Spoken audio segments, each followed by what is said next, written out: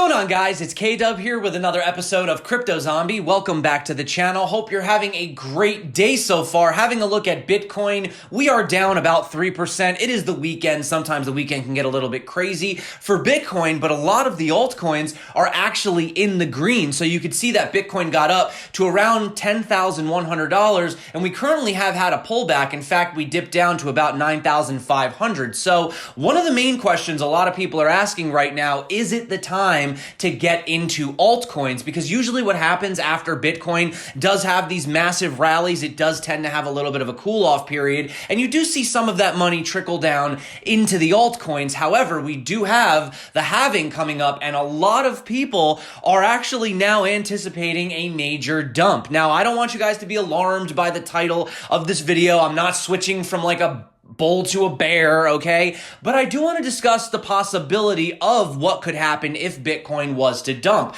I want to talk about something that's happening right now in Bitcoin, and the last time it happened, Bitcoin had a 65% dump. Now, I'm not saying it's going to happen again today, but I do want to talk about that, especially if you are new to Bitcoin and cryptocurrency. I think that's something that we probably should go over. Also a lot of people are expecting maybe the miners, right, after the Bitcoin halving, they're going to dump their Bitcoin at these high prices.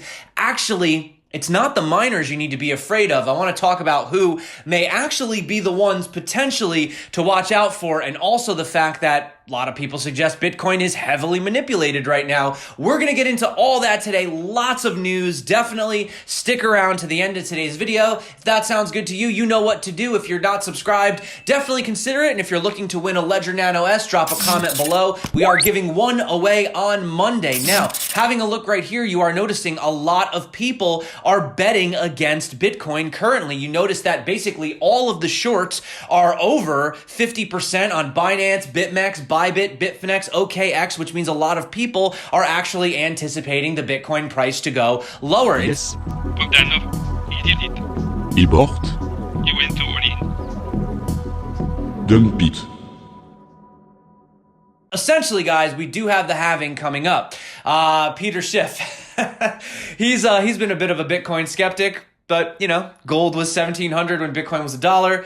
$10,000 Bitcoin, still $1,700 gold. $1 million Bitcoin, $1,700 gold. Well, at least it's holding its value. But before we get into the video, if you're new to crypto, please be wary of these scams. There was this crypto scam earlier, Steve Wozniak interview. There was one going on with Robert Kiyosaki. These are scams. Do not send them your Bitcoin, okay? Just don't trust any of those if it sounds too good to be true. It definitely is. Now, diving into the chart, you can see that we are still on the weekly, well above this descending trend that we've had since the top. So this is really good to show that Bitcoin is breaking up above these levels. If we can actually hold sort of above that $9,300 level by the end of this week, well, then that would confirm that Bitcoin has actually broken above its down trend. We're above all the major moving averages on the weekly, and we are above this very critical level on CME Bitcoin futures. So everything looks good, right?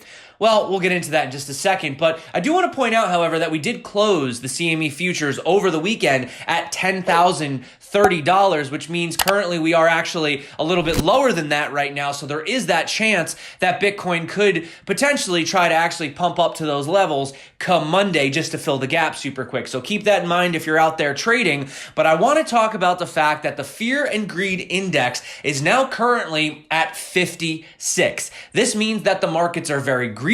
Everybody's very bullish. Everyone thinks we're going to the moon. People are buy, buy, buy, buy, buy. So what does this mean? Well, I want to point out, basically, if we scroll down here, you can essentially see the last time that we had this level, which was basically right here between February 11th, and we got all the way up to around 64 on February 15th. And if we actually plot that over here in the chart, you can see right when we started to peak, that was essentially the $10,500 high. So according to this, the last time that happened, literally after that, Bitcoin had roughly about a 65% dump. Now, obviously, a lot had to do with the virus and the scare, everything that was going on with the economy, right? However, I do want to point out that we are approaching those critical levels again. Now, let's be honest, Bitcoin's been kind of getting away from its trajectory, right? If we were to pull back to this level right here that we were being supported by on this trend, we could have Bitcoin come down and retest sort of the low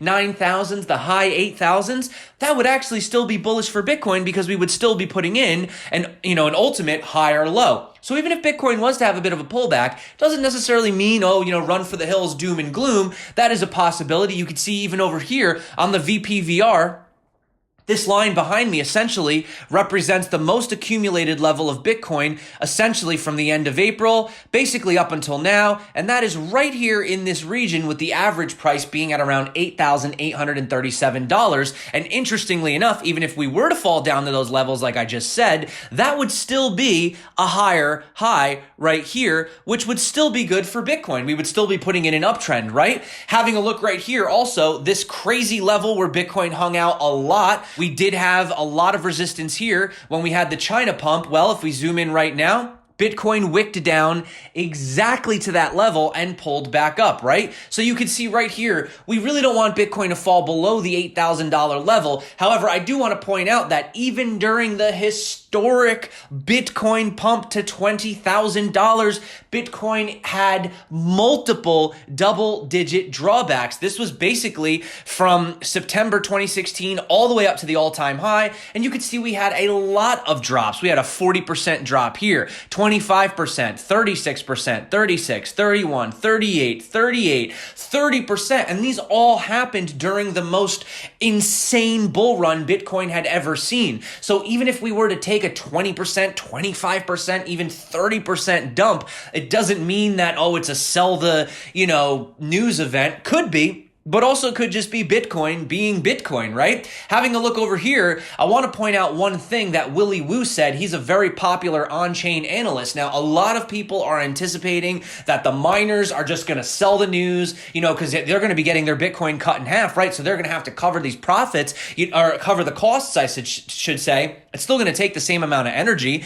to produce a Bitcoin, but now you're going to get less for that reward. However, Willy Woo believes that after the event, miners are not necessarily going to be the biggest sellers of Bitcoin. He actually thinks it's going to be big exchanges. Now, here's his reason why. He says you can think of exchanges as tax agents on traders. That tax extracted in fees in Bitcoin gets dumped onto the markets and sold for fiat, similar to miners whose coins gained by diluting the supply gets dumped. He says, but here's the difference, okay? So basically, when users, regular retail or even institutions are buying and selling Bitcoin, every trade is matched, meaning for every sell, no matter how massive it is, there's a buy on the other side. There's an equilibrium, right? However, when you have miners selling, or in this case, the exchanges selling, they're just selling fees or rewards that they've collected. There really aren't an equivalent of buyers on the other side, and they're just looking to sell at any price. So they could crash the order books. I don't know why they'd want to do that, but that is a possibility. So that is his hunch about what could happen. Now, let's have a look super quick. What has happened? Well,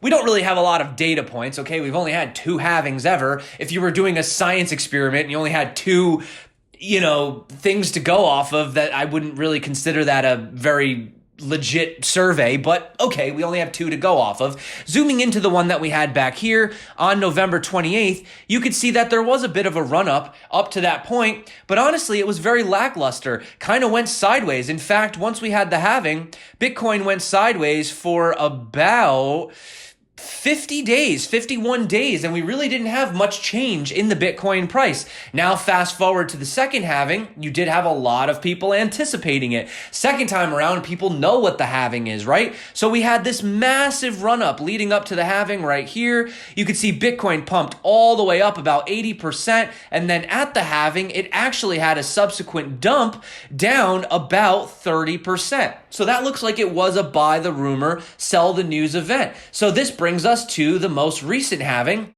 which is about to happen today. And the question is, what will the situation be?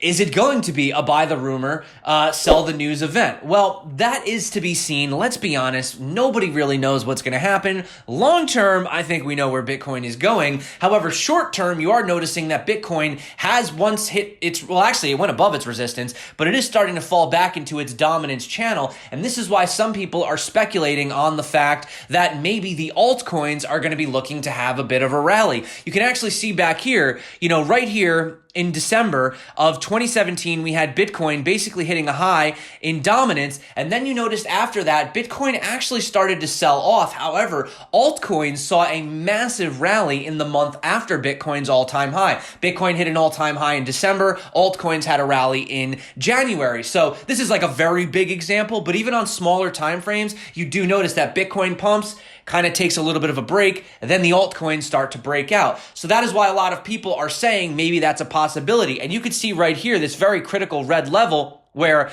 the altcoins are trying to sort of break above this $86 billion level. And you can see right here, once they do get above it, they had a little bit of resistance right here, but then it absolutely skyrocketed. Same actually back here. If we look in May of 2019, we had the similar event. So the question is, if altcoins can actually break above this, are they going to have a major rally moving forward? Well, I want to talk about one quick tweet from Income Sharks, and they said that the three most overcrowded trades right now. Number one, people are looking to short Bitcoin between $9,600 and $10,000. I just showed you that before, that currently you can see the percentage of shorts to longs are higher in favor of the shorts. More people are actually bearish right now, okay? So that is number one. Number two, people are looking to buy altcoins here, which I just spoke about. And number three, people are expecting a post-halving dump. He says, we'll see how it goes when the majority are all in the same trades. In my opinion, I think all three of those trades are a mistake. And to be honest with you, usually what the majority is doing is wrong. So if everyone is getting super bearish and saying it's going to dump, it could be a shock to everyone and Bitcoin could pump straight to 20K. I mean, think about it. The whales and the smart money, they want to do the opposite. They want to maximize their profits, right? Not saying we can't still have a dump. I've talked about that multiple times, but I just wanted to sort of go into all the different possibilities, especially for new traders if you're new, so you understand exactly what you're getting into and how crazy this space can be. Now, obviously, if you guys are looking to trade the altcoins, you can trade them on just spot if you want over at Binance. If you're looking to really get those, crazy gains, you can do it over on Femex with leverage. You can see right behind me, for example, Chainlink is actually up. Let's see how Tezos is doing. Tezos is actually up right now. So you are seeing the altcoins having a bit of a rally. So you could also long or short the altcoins as well if you're interested. Keep in mind, leverage is very dangerous. I don't recommend it for beginners. If you're interested, I do have a tutorial popping up above. Also a link below. You guys, if you use it, you do get an extra $150 bonus. And you are helping out the channel. So I do appreciate that. However, back to Bitcoin, because I still think Bitcoin is the primary focus, especially leading into the halving. Over here, we do have Peter Brandt, okay, veteran trader. He's very popular. He actually called Bitcoin's 2018 crazy, dump to oblivion, okay? He's now very bullish on Bitcoin and Ethereum, and he does say that the current macro environment is ideal for Bitcoin given its hard supply at 21 million. And a fundamental point of view, we have hash rate 30-day average at an all-time high. Now, it's not at an all-time high right now, but its 30-day average is, which means for the most part, we're seeing the most hash we've ever seen, which means lots of miners are actually turning on their machines, despite people thinking that miners are capitulating. So they are definitely bullish about the situation, not to mention the fact that the Bitcoin hash rate has gone up 78x since the last halving. So, Jay Williams says, think about that for a second. Hashing isn't free. Proof of work isn't free. Bitcoin is backed by operational expenses and capital expenses. So he says, stop with the comment, Bitcoin isn't backed by anything. It isn't intelligent or well thought out. And even getting back to our buddy Peter Schiff, Max Kaiser said, Peter Schiff right about the Fed, wrong about Bitcoin. Joe Weisenthal, wrong about the Fed, wrong about Bitcoin. In both cases, they're being completely marginalized by the most significant development in economics in 500 years, and the situation for them is only getting worse. But wait, I can hear you screaming out in the audience, what about the manipulation, K-Dub? Tether is just printing 480 million USDT in less than a week. They created a whopping 1.5 billion in April alone. They printed 220 million on Thursday and another 100 million yesterday. This is clearly manipulation, right? Well, let's talk about it, guys, because obviously having a look over here, you could see that the market cap of Tether is printing higher and higher. And if this Tether is not backed by anything, what makes it better than the money that the Fed is printing right now? Because actually, check this out. This is why a lot of people are concerned. You can see if you actually go to the Wayback Machine, this is what Tether's website used to say. Oops, zoomed in. Wait, whoa, this website is really sensitive, guys. Okay, so right here, it says Tether, 100% backed. Now keep in mind, this is what it said back in 2018. They say every Tether is always backed 1-to-1 by traditional currency held in our reserves. So 1 USDT is always equivalent to 1 US dollar. Fast forward to today, this is now what it says on their website. 100% backed. Every Tether is always 100% backed by our reserves, which include traditional currency and cash equivalent, and from time to time may include other assets by Tether to third parties, which may include affiliated entities, collectively reserves. You ask me, where's the money? Where's the money? I mean, I don't know where the money is. I've never been good with figures, you know that. I don't know anything about math. It was never my good subject. I don't know where the money is, but if you need money, I'll give you money. But this really surprises me. I'm really shocked. Because I thought we had something here a lot stronger than just business. Well, that's very different from the original message, isn't it? And this has got a lot of people to start basically speculating that Tether really is not backed. In fact, there was actually a report that said they were about 74 to 75 cents for every dollar they had. Who knows? Maybe it's even worse than that. So that is a possibility. However, there was also a report that came out where they did some analysis and they said that no, Tether was not manipulating the markets. I do think that the answer lies somewhere in the middle. In fact, I do have a Bitcoin video if you guys haven't seen it. I don't have it pulled up. It's called just look up Crypto Zombie Black Swan event, okay? You'll see like a black swan on it, and it's all about Tether and what would potentially happen if the Tether market cap did collapse, what it would do for Bitcoin. So there is that speculation. There is that, belief that maybe Tether isn't fully backed. However, on the flip side, we have seen lots of institutional demand for Bitcoin recently. I know on my channel, I've had lots of new subscribers. I've had more subscribers in the past week than I've had in like the past month, okay? I've had people asking me about Bitcoin, people calling me up. The interest is there, okay? So I do believe that there is a lot of fresh income, new capital coming into the space. I don't think it's all manipulated, but I do believe the answer lies somewhere in the middle. So let me know what you guys think about that moving forward. Also the fact that you've seen Eddie Alvarez, he's the lightweight UFC champion. He says, all right, Ben Askren, I finally jumped in and grabbed 1 Bitcoin. I can't sit on the sidelines any longer. You got me. I still have no clue what it's all about, but I'm in. You might have to coach me, about this. So that's a situation as well. Lots of people are jumping in. They don't really understand the tech. A lot of people say to me, should you buy Bitcoin? My answer to them is no. And they go, why? What do you mean no? And I'm like, do you know what you're buying? Because if you don't believe in Bitcoin and you don't actually know what you're getting into, when we do actually have these 20, 30, 40% dips, you're going to panic sell and lose all your money because you're only in it for short-term gains and you don't actually see the long-term vision of Bitcoin. So that's something to definitely consider. However, before we go, I do want to point out that really quick, if we have a look at this chart right here, you can see from Glassnodes, it says on May 7th, the number of active Bitcoin addresses exceeded 1 million for the first time since June 2019,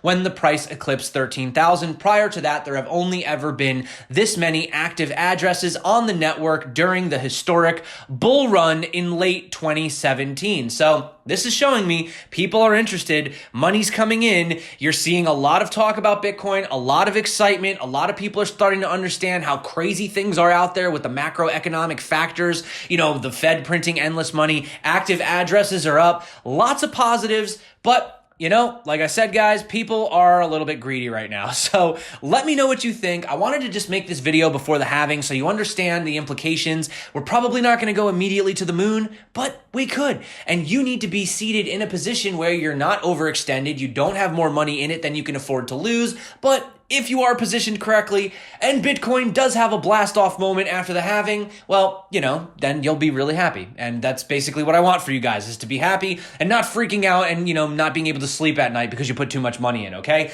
Ultimately, I see Bitcoin going to 100,000, $1 million eventually in the future.